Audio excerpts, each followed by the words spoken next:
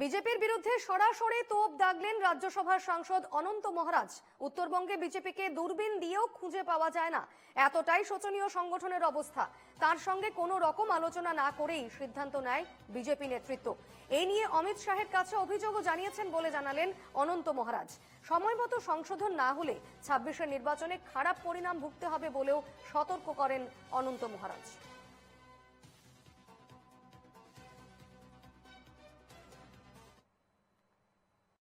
না, অমিত শাহর সঙ্গে যোগাযোগ করে না মানে আমি এই কথা বলেছি যে এখানে কি হচ্ছে।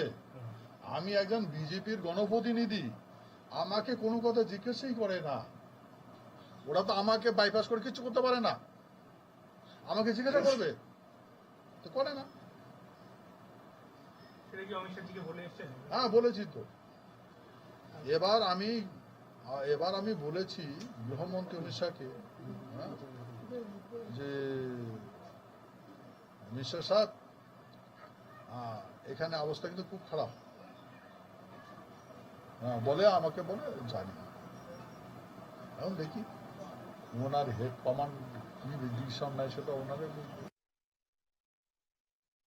উনি হচ্ছেন আমাদের রাজ্যসভার সাংসদ, অবশ্যই ওনাকে অবশ্যই জেলা থেকে গুরুত্ব দেওয়া হবে এবং যোগাযোগও করা হবে এবং আগামী দিনে কুচবিহার জেলার যে সংগঠন আমাদের আছে সেই সংগঠন অবশ্যই শক্তিশালী হবে এবং 2026-এ জয়লাভ করবে।